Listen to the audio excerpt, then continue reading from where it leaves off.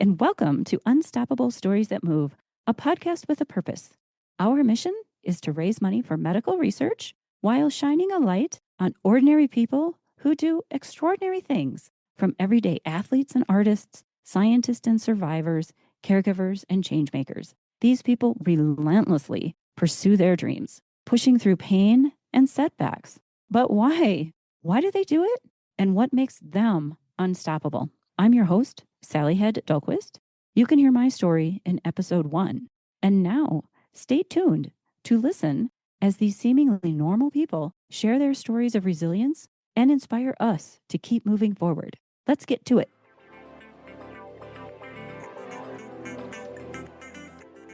Hi, everyone. I'm Sally Hed Dahlquist, zooming in from Oshkosh, Wisconsin. From the air show, we're at the EAA Experimental Aircraft Association AirVenture in July 2026, which is the world's largest annual gathering of aircraft to celebrate the spirit of everything aviation. So thanks for tuning in today. I'm here today with the unstoppable Byron Waller. G'day, everyone. How are you? Byron is an airplane pilot, an adventurer, a survivor, and a change maker.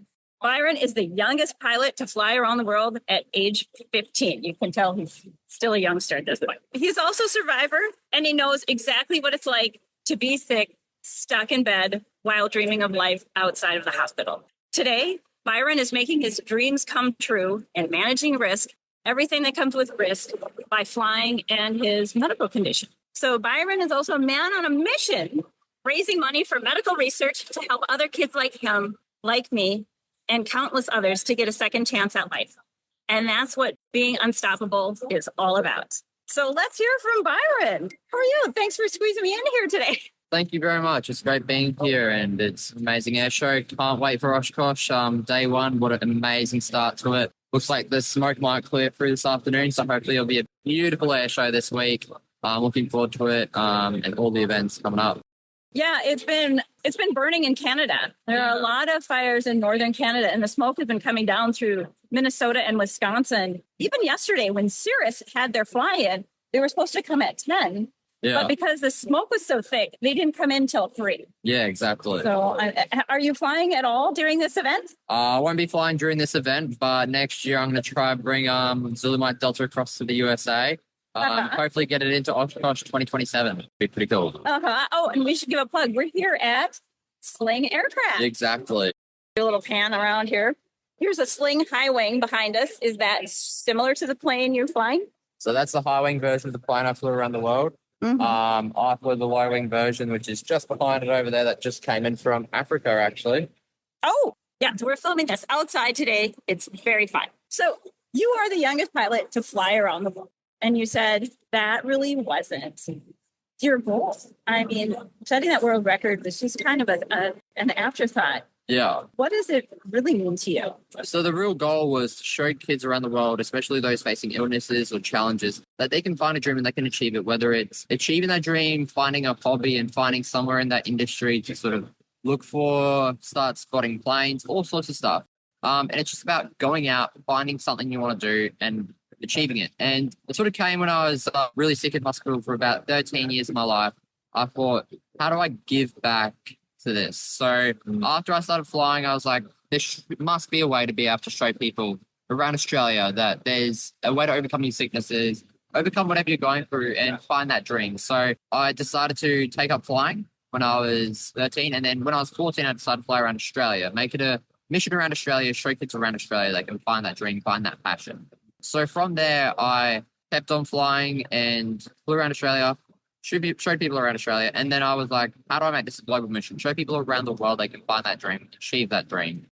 So then I was like, fly around the world, show people around the world. And it worked out perfectly. And none of it was ever about records, nothing about flying around the world. It was showing people around the world and just giving people that motivation to keep on through. What was the spark that made you take up flying? Was there someone your inspiration? Yeah, so I took up flying. I was in and out of hospital at that point, but not as much as when I was really young. And I wanted to find just a hobby. My parents wanted me to find a hobby to push me through. They were probably imagining chess club or something, but then I decided, why not? Why not take a plane, fly a plane, and just fly a plane? So I was like, I called up my local flight school. on I think it was Tuesday that week. And I was like, can I come for a flight this weekend? They're like, yep, sure, come on down. And then I told my parents a couple of days before, oh, by the way, I booked a flying lesson. So then they're like, oh, okay. They probably thought it was something that would last maybe 1 or 2 lessons, but here I am now. Yeah. Yeah. So I really understand. I can really relate to your story that you wanted to get out. Even though I'm 40 years older than you are, which I never thought I'd even live 40 years, let alone 56. Yeah. Because I was given a pretty serious diagnosis. They said I wouldn't make it past age 15. And then they did this miracle cure and poof, you could live another 20 years. Yeah. Which I did. And then when I was 30, they said, we think it worked. We think you're going to live a little bit longer. Yeah. So my dream has come true. This miracle cure happened. But when I was being treated, I just really had this epiphany that I have got to get out of this hospital. I'm going to get out of this hospital. I'm going to walk out of this hospital. I'm going to travel the world and meet people from all over the world that I can visit. I'm going to make a difference. I had a career in biomedical sciences. I'm never getting married. I'm never having kids. I'm going to live it up and have a good time. And I'm going to be rich someday. But I don't know how that's going to happen. But eventually, it did all work out. Yeah. Well. So as we've been talking about this, I've been thinking, this is kind of a little comparison and contrast between our experiences. And also some of the things that I kind of want to say to my younger self. I thought, well, what would you say to yourself? Because you basically started your medical journey at a really early age, like 4 or so. What would you say to yourself as a younger kid? I would honestly, if like my younger self would never have thought I'd be in this position. So I would have told my younger self, just find that passion, find that dream. And if you keep working towards something, you can eventually achieve it. If you put the right amount of effort, the right amount of work, you can achieve it, or at least find a passion for something. And it's all about passion in life. That's what pushes you through. That's what keeps you happy. So as long as you can find at least a passion for something, it just really pushes you through those challenges. And it makes you sort of just keep on pushing through and feel a lot better. And it's just a really big morale boost and all of that sort of stuff. So find that dream, find that passion, and that's my biggest advice to anyone out there. Yeah. And I concur with that too. And I would add to that and say, take action. Yeah. Do exactly what Byron did. It's just make one phone call. You made one phone call to the airstrip. We got a lesson, and then it started a chain reaction. Yeah. And I get a sense of fearlessness in you about you made that call, and then you could have stopped at any time. I mean, this podcast is unstoppable.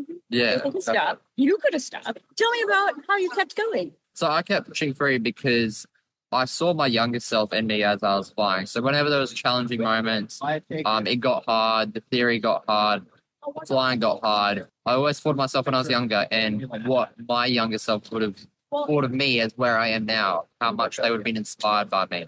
So I then decided just keep on pushing through, and no matter how hard life gets, my younger self would always be proud of me in that moment. So I always wanted to keep going through, and I think that's what kept pushing me through all the hard moments in life. Is just looking at my younger self and also looking at my future self. Yeah. And for me, I always felt like I needed to escape. Yeah. How do you feel when you get in that plane? It's a bit of like escape, honestly. Like once you shut the airplane door, everything in the world outside that plane is gone. It's just you, the plane, who you're flying with, or if you're flying a solo flight, it's just you and the plane and scenery below. And everything. Once you go in a plane and you get up in the sky, the whole world's perspective below changes. Mm-hmm. You see everything from a different angle that you've never really saw before. You might jump in an airliner and go across the country. You see a lot, but once you jump in a small, light aircraft and look outside the window, it's truly a different perspective. You're down low, you're experiencing all of this. It's truly amazing. Yeah, I love flying. Yeah. And in fact, my dad and my uncles are all pilots. My dad was in the Air Force, just recreational pilots. And every once in a while, they take us flying with them too. And one time we went over our local amusement park, Valley Fair, and my dad was doing these ups and downs on top of the roller coaster. Yeah. That's the best. But, I asked my doctor about it. They said I would never pass the physical. Yeah. You passed. Yeah. Tell me, how many lessons, you finally got your pilot's license now, officially certified as a recreational pilot on your own. Yeah. So, and that was before you did. Yeah. You did your trip before you were certified. Yeah. So exactly. So, I had a long process for getting my Class 1 medical. So I started my Class 1 medical process in around October 2024. And I just got my Class 1 medical a couple of months ago. So I was flying with my Class 2 basic medical, doing my solo flights before all that. I did my trip around the world with an instructor, so it was basically just an instructional flight. Although I was flying the whole flight, they were just there to monitor, support, and also for the age barrier. And then when I got back, I came and did my license back in Brisbane and got my Class 1 medical sort of during that whole process, and all fit perfectly. So within a month of getting my Class 1 medical, I had my whole license and stuff done afterwards. Yep. So it was a lot of hard work to get my Class 1 medical. Yeah. But once I got it, the relief of being able to achieve that, having my medical and being able to fly by myself and all of that, it was just truly amazing. Like, it was a lot of my whole career, all my flying journey was lying on that one medical. And it's just a long process. And once I got it. And now I've got it, and I can fly planes now, and I can fly them by myself. I can fly anywhere in Australia. I've got my nav endorsement as well. So it's just surreal to be able to achieve something like that. Yeah. I mean, that's how I feel. I mean, for me, my big accomplishment is running marathons. I've now run 184 marathons, which is super crazy. Yeah. Which is something that never even occurred to me until I was in my 30s, and my doctors told me, "Oh, maybe you should get some exercise." I'm like, "Oh, okay, maybe I'll go for a short run." Which turned into 26 months. Wow. And that's something that makes me feel empowered. It makes me feel strong. It makes me feel healthier, because it's something that not everyone can do. I think people are capable of doing it, if you train correctly. But when I pass some big burly guys, it makes me feel a little stronger. And I was wondering if you could relate to that as well, in that flying planes is something that it's hard to do it. It's hard. Yeah. It takes a lot of effort to get where you are. Yeah. And it's a huge sense of accomplishment. So doing something like that, this empowerment, doing something that you can do really well and better than most human beings on the planet. Yeah. Has that given you a lot of confidence to try other things too? Yeah, for sure. How does it carry over to the rest of your life? So definitely being able to achieve something like this, it's given me a lot of confidence. And I think, as a Kiwi actor once said when he was advertising deodorant, it's all about the confidence, my bro. So it's all about what? The confidence. It's all about the confidence. It's all about the confidence, my bro. Can I get closer to you? Are you liking that deodorant? No. Nice. I did put deodorant on this morning. It's been hot here. Yeah, it's been boiling. We're waiting for it to... Today it's nice and cool though. So definitely cooler than Australia. But yeah, so it's all about the confidence and what you do with that confidence and achieving what you want to do. And it sort of makes me look back on myself, and having that confidence, I'm super proud of where I've come and where I can go from here. And it just shows you that the sky is not the limit. There is more than the sky. It's all about what you want to achieve is what your limit is. So if you strive for something and you put work in, you can pretty much nearly achieve anything. So it's all about believing in yourself, and it sort of pushes you through and gets you to achieve what you want to achieve. So you had to take a lot of steps to make this worldwide flight happen. Yeah. Tell us more about your trip. First of all, you weren't soloing this trip. Yeah. Can you give us some more details? So the preparation for the trip started we started planning for the trip sort of after I got back from around Australia, so October 2024. The hardcore planning sort of began at Avalon Airshow, which is Australia's international air show down there, largest air show in the Southern Hemisphere. And so that's where the planning began. And that's where we actually met Sling for the first time. So we met the Sling Australian team, Errol and all that. A lot were down there. Hi, Sling. And so we met them down at the Avalon Air Show, and from there we were like, it's probably the aircraft on a fly. Now we've got to start planning for this trip. And then from then until August, it was straight flat out planning for the trip, getting everything ready, getting the aircraft ready. In fact, we only got the aircraft about a month and a half before we actually left the trip. So Sling is a kit plane. Yeah.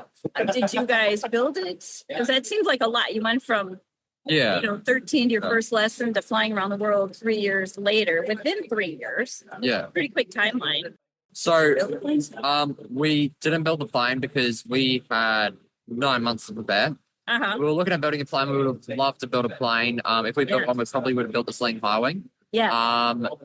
But the time just didn't really work out for us with our timeline because I had to get back to school for grade 11. So Get back to your school gave me permission in grade 10, but grade 11, I had to be at school in grade 11. So I had to make sure it was in grade 10. So that sort of pushed our time limit. And then I had to deal with the seasons. Yeah. So we had to, in the Southern Hemisphere, it's not bad doing it in the winter down there, but the winter up here, you can't really do it, especially across the North Atlantic, with all the icing conditions across there. Yeah. So we had to be very careful doing that. So we had quite a bit of planning around there. And then involved with that was also getting the visas, airspace permits, and I think it was a lot of hard work put into it, but at the end, it was truly amazing, the result. But yeah. How long did it take you? The trip took me 67 days, over 250 hours of flying, and normally fly once and then have a couple of day break and then fly again.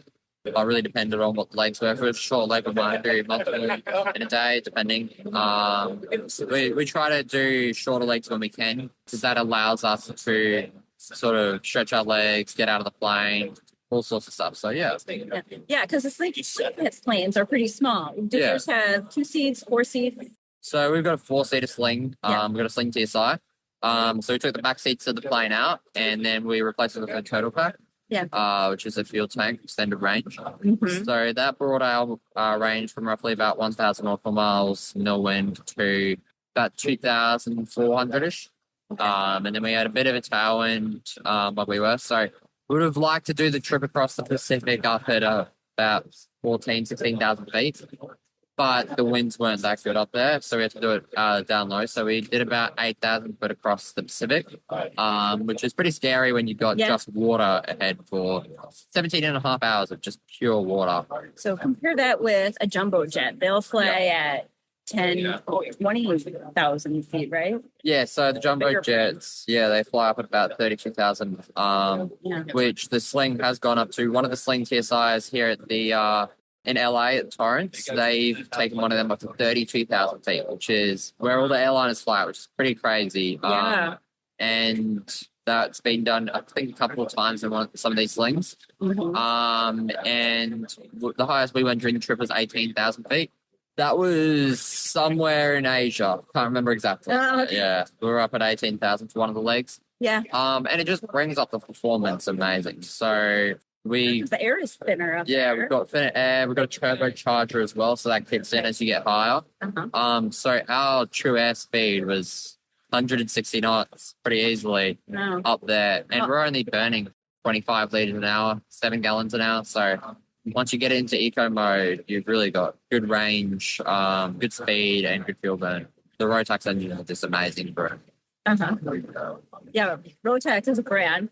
Yeah. The brand of engine. Yeah, when I went to Everest, we were flying in and out of Kathmandu, we could see Mount Everest in the distance, and that's at 29,000 feet. It's pretty cool to see these little mountain peaks. Yeah.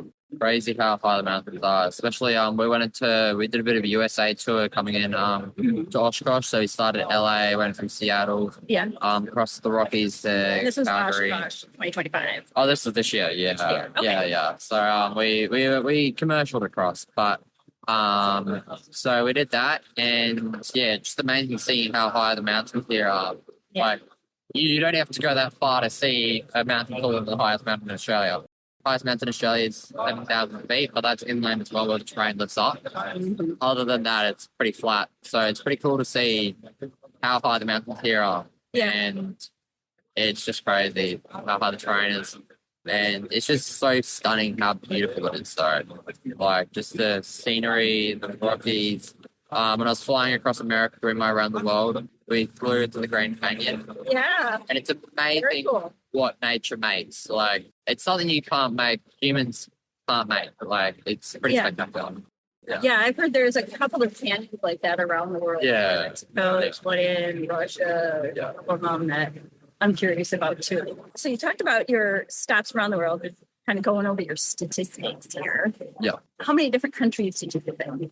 So we visited 19 countries, 5 continents, I think it was. Yeah, Australia, Asia, Africa, Europe, and America. So, yeah. But, yeah, it was pretty awesome. So did you have much time? So as a fundraising trip, Yeah. when you touched down, did you have any meet and greets or were you, because you have to file your flight plan in advance. Yeah. Everything lined up with towers and stuff.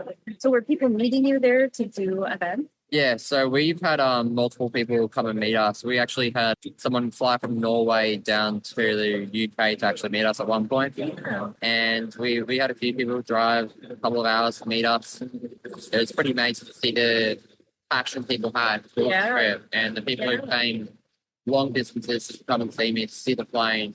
It just shows that I'm able to make an impact on people, and that's the one mission there is. There's been a bunch of people who say, I'm going to get my kids to start flying planes, I'm going to get people to start doing things. And that's what I really want to see out of this, people finding that dream and achieving it. Yeah, because when I was little, I always felt like my life isn't going to last. Yeah. I'm not going to make any sort of difference whatsoever. Yeah. This is a sad story. I'll just die at an early age and no one will ever know. Well, I didn't. And now you can make an impact. And now we can make it. Yeah, exactly. There's more than one way to do it, no matter how big our house. Yeah, exactly. Always have a path for people. Yeah. And so I love traveling. I love meeting new people and seeing new cultures. Yes. Was there any culture or person you met that really stands out on your trip? Maybe at some place you'd like to go back to? There's definitely a lot of places that I didn't get to spend enough time in, which I would like to spend more time in. So I definitely want to go back to Hawaii. I was only there for a couple of hours. Which island? I was in Hilo, so the bottom island. Hilo is the big island of Hawaii, the capital. I think so, yeah. One of those islands. The Honolulu furthest south one, yeah. So we're there for a little while, and then I want to go back there and actually enjoy it a bit more. So with the Hawaii, I was wondering, it sounded like that was the longest leg from Los Angeles, 17 hours, right? Yeah. And then you only had, a couple hours in Hawaii before you left? Oh, so we had a little while in Hawaii. You did, okay. And then we headed across for another 17-hour flight across to Pago, so American Samoa. So that one was 17 and a half hours, and the Hawaii one was 17 hours. Okay, so big question. Yeah. How'd you go to the bathroom in the little plane? So we got what's called a travel John. So sorry to anyone out there who's called John. But My dad's name is John Hed. He's got 2 names for a bathroom. Yeah, exactly. So, yeah, it's basically a little bag with some powder in it, and just do it in there, seal it up, and then throw it out at the end. Oh, yeah, we do that for camping, too. Yeah, exactly. Also, a Gatorade bottle works as well. The good thing about a Gatorade bottle is people think it's Gatorade, so you can sort of give it to someone and then they throw it out at some point. Yellow. Yeah, it looks yellow. We didn't do that. We just throw it out. But yeah. It's your secret Gatorade. Yeah. I've never accepted yellow Gatorade from you. No, I don't give it to anyone. I just throw it out. But yeah. So you're learning to live like the astronauts. Yeah, exactly. Yeah. Let's talk about your normal life a little bit. You mentioned you could do it in 10th grade, but you had to go back to school for 11th grade. Yeah. In the U.S., go kindergarten through 12th grade. Yeah. It's really 9 months at a time, unless you're in a year-round school. What's your normal life? What do you do in your regular life? Fly, I guess, That's sort of my big hobby is just flying. I like to sort of just adventurize around the place, explore new places, planning a lot of cross-country trips throughout Australia, going to record them all, and, just enjoy flying. And then we've got school basically most of the year round, so we've got about 10 and a half months of school, and then we've got couple of 2-week holidays in between. But yeah. Did they give you credit for doing all these aviation classes towards graduation? So yeah, on top of school, I have an external aviation class. So that gives me credit towards my ATAR, which is Australia's version of the points that you get at the end of grade 12. So it ranges between, I think the minimum you're allowed to get is 40 and the maximum is 99.9999, whatever. So, yeah, you get points towards your ATAR doing this external subject, but also you get QCE points, which is for the people who don't do ATAR. Okay. So it's a bit of a process in Australia. But yeah, our school is basically all year round. We only get about a month off at the end of the year, and then we've got a couple of 2-week holidays. But yeah, so, and it starts at the end. It starts from January, end of December, instead of starting August, ending in July or something. Yeah, we do like September 1st to June 1st. Yeah.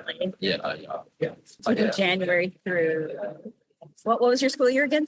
Like January 15th to December 15th. Oh, okay. Yeah, you said it's year round. Yeah. Well, in the Midwest here, we got to do all the farming in the middle. Yeah. Sure, during the summer. Yeah. Which, most families are no longer farm families. But yeah. In theory, that was the reason why. Yeah. Awesome. Yeah, in Wisconsin here, I feel like Oshkosh is a pretty typical, nice Midwestern town. Yeah. Except that it hosts this international event. Yeah. What's your favorite thing here? My favorite thing at this event is seeing all the planes, seeing all the innovation, seeing people's dreams coming alive. We've just seen a bunch of things happen in the aviation community here in the USA. We've just had Mosaic come out, and there's just a bunch of innovation going out. We've got Garmin's new access system. There's all sorts of stuff coming out, which is innovating the whole industry. And it just shows you where we're going to be in the future, what's going to happen, what's coming out, what's going to change this industry, and what's going to bring it to life. And it's just amazing to see all these small companies coming up with these huge innovations. Yeah. In fact, what brought Sling into the community, what made people aware of them, was when they first flew, they built a prototype plane. A couple of weeks later, they got everything, all the approval and everything to fly it from Africa all the way here to Oshkosh. And then that was their first sort of introduction to the community back in 2009, I think it was, which is the year I was born. So, So Linda Solar was a part of that flight. Yeah. She did. So we met because I originally came to Oshkosh to meet with Linda Solar, who built one of the kit planes. She built her own plane, one of the Sling planes, and then flew it here to Oshkosh. I can't remember exactly what year. Yeah, that was a bit later on. So Sling has been around for about 20 years doing these crafts. And you are the next generation of aviation. You're you're a young newcomer to this. I always felt like in the hospital, I was introduced to an adult life. Yeah. And now you're part of this adult world too. Yeah. How do you think your childhood felt so far? Do you feel like you left your childhood behind? Like when go, and then pretty well immersed in several adult environments, whether with the medical condition or with aviation. Are they accepting you into it? Yeah, for sure. Especially the aviation community is one of the most accepting communities I've ever met, but especially the Sling community. It's just one big family. Everyone calls it Sling family, and it sure is. It's just one big family. Everyone's great mates with each other. We all know each other well. And they're always willing to give someone a hand. If someone needs something, there's always someone one phone call away who's able to help you out. If you've got an issue with the plane, straight away you've got someone helping you there, and it's immediately resolved. And it's just amazing to see the passion that the people who created this company have. James, John, Matt, in America, and then there's South African. There's like a list of people I could name for days and days, but it's just amazing the community that's come together. And the people who started the company at first, Mike, the Pittmans, and how they've managed to bring this from one Sling 2 prototype flying across the world to 9 flights around the world. I think it's 10 now, and multiple slings. We're the 223rd Sling TSI. Not sure how many Sling 2s there are, but there's hundreds of slings around the world now. Maybe about. Yeah, so to be part of this community really puts you, it's an international effort. Sling is based in South Africa.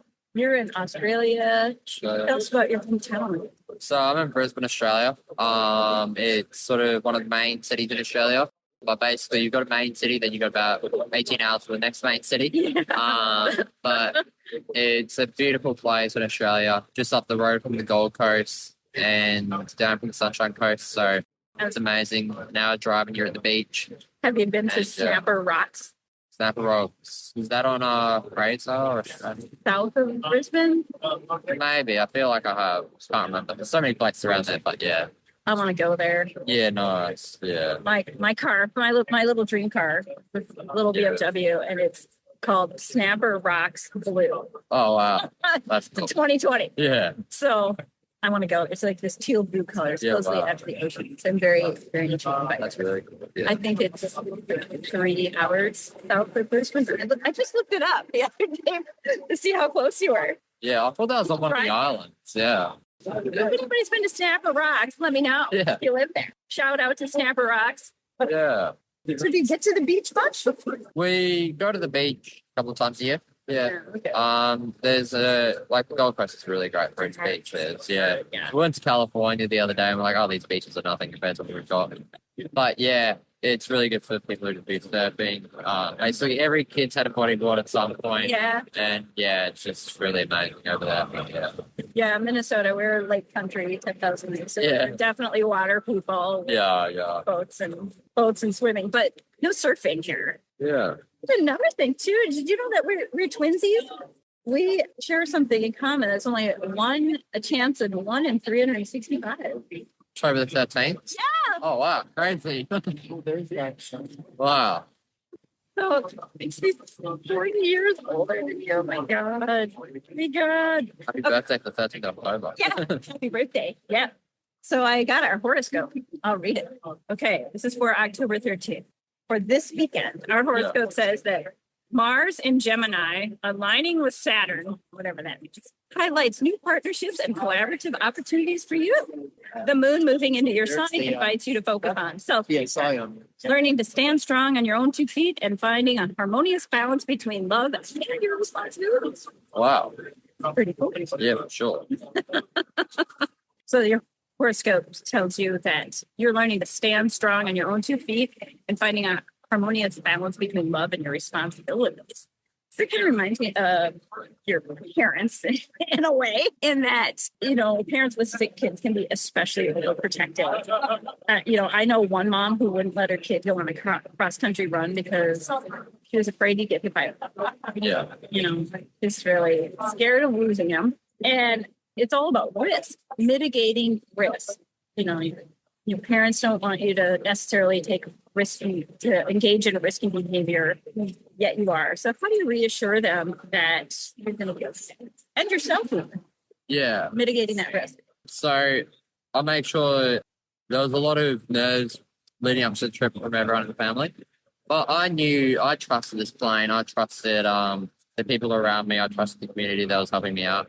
So I knew I could mitigate the risk through that. I knew I'd be in a good situation, and everything was going to be okay. And I think the parents had a lot of nerves leading into it. Did they go over your checklist with you? They were very much packing a lot of stuff to keep me safe.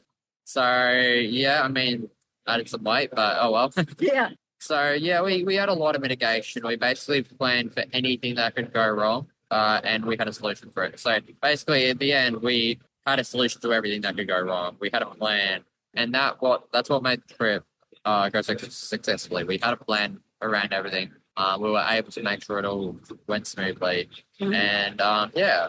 And you couldn't do this alone. You had to have someone with you, essentially your co-pilot. Yeah.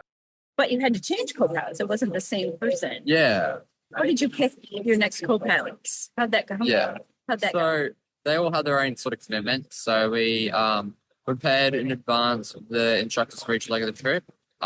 So because I was under 17, which is the age that you can get your PPL, which is a license that you can use internationally. Okay. I had to take an instructor with me. Yeah. So we chose them based off experience level, rating, skills. They also had to be registered in the CASA system, so we couldn't have an American pilot, which definitely got rid of a lot of the results. There aren't many pilots throughout Australia that are qualified enough, not many grade 1 instructors. So yeah, there was quite a lot of planning for it. But yeah, we ended up finding really good instructors who came along with us the whole way. So do you have to kind of get a different certification for some of the different countries you go through? Yes, so International driver's license, like international. sort of. So basically, the private pilot license allows you to fly internationally, but then we have to get visas, permits, airspace approval for every single country that we went through or flew over. Yeah. Which is a long process. And so yeah, that was the main part of it. So yeah, a lot of planning. That's what most of the planning before the trip actually was. That safety mitigation, all that sort of stuff. But yeah, it all ended up going along well. You know, and I also see this as kind of a trust issue. I mean, you've had to put your trust and faith in the medical community to find solutions for you there. You're putting your life on your life on the line with this equipment as well. I think that makes you fearless. What do you think? I'd say so. Like being able to do that, sort of no guts, I guess. Too many. I don't know. Probably a bit too fearless. But I mean, once you achieve it, you know it's fine. Like I trust the aircraft. There wasn't really anything that we planned that could go wrong except for catastrophic issues. Yeah. But what's happened? These planes have they're just designed for this sort of stuff. Before I went, they flew the Sling 2 around the world multiple times. They've flown a Sling 5 wing around the world. Did you follow their routes? I followed a bit of their routes, but then we also had a battle of our own routes. Because, we're the first one to sort of do from Australia or throughout Australia during one of the one world. So yeah, and we were the first TSI as well. The others were Sling 4s and Sling 2s. So we had a bit of different stuff to manage around that. But yeah, I mean, it worked out well. I heard you say your next dream is to go to Antarctica. Are you planning that? Yeah, so I'm planning to go back to Antarctica. We'll work. You've already been there. No, sorry, not go back, sorry. Go down to Go down to Antarctica. Sort of like, yeah. I love Antarctica. I talk about it a lot in my episodes. We're planning on doing that at some point. We were originally going to do it on the around the world trip, Antarctica and South America and get all 7. Yeah. But we had the approvals and everything. It would just be too expensive to get down there though. So we decided to go, we'll do it again sort of later on. Yeah. But once you get to sort of South America, it's only a quick hop across. So yeah, 600 miles between the southern tip of South America to Antarctica. But you also fly from South Africa to Antarctica too. Yeah, exactly. I don't know. I think the closest one is the South America. Just because there's that island up the top of Antarctica. Yeah, the peninsula. Yeah, so we were planning that for the trip, and yeah, it just didn't really end up working out with timeline and budget. So we'll probably go back and do it another time. But yeah. So speaking of budget, how are you financing this? So it's mainly for sponsors and support of the sort of cause and mission. Sponsors and donors. Yeah. So the aircraft we use now for after the trip, and it will be used for sort of future stuff. And that was the big out of pocket expense. Okay. And then the rest of the stuff that was paid. But yeah, a lot of sort of hard work. Well, your sponsors have been very generous. Yeah. What kind of commitments do you have to do for that? So we advertise them on the plane and videos and all that sort of stuff. You said you have 1 billion people following you or views so far? Is that? I'm not sure. I don't really look at the news and stuff. Okay. I thought I had read that online somewhere. Yeah. So I was like, probably. That's they have to be like, yeah. That's like, yeah. I don't think so. Yeah. Yeah. All you billion people out there who are watching this. Hi. Thanks for paying attention to Byron. I guess so, yeah. Okay. So you're doing promotional things. Yeah, just promotional things here and there. But yeah, it's all about mission, I guess. Yeah. Yeah, and your mission, again, is to raise money for medical research. Can you talk about your charity? So yeah, my charity, I'm currently in the process of starting a foundation, a not-for-profit foundation, to get kids out, achieving their dreams, and introduce aviation to young people.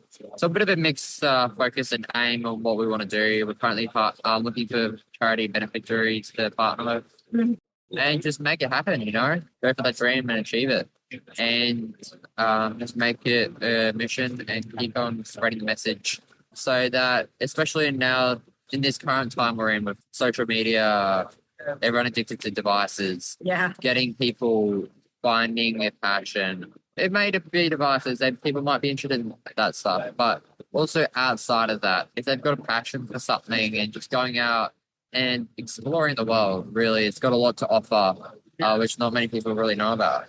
Yeah. And not just being a pilot. Yeah, You can be exactly. a mechanic, you can be a manufacturer, you can be an air traffic controller, you can be an astronaut. Yeah, exactly. So I suppose we should wrap this up here. Yeah. So before we go, this is a fundraiser. So please donate either to my charity at Unstoppable Stories That Move or on Byron's website, which is teenpilotdownunder.com.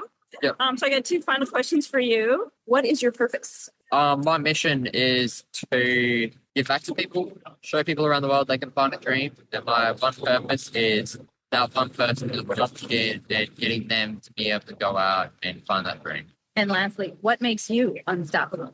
I'm unstoppable because I keep putting my mindset towards something. Thanks for tuning into this episode. If this story hits home, please share it with your friends. Subscribe, support the podcast, leave a review, sign up for the Unstoppable newsletter, or send me a message. I would really love to hear from you.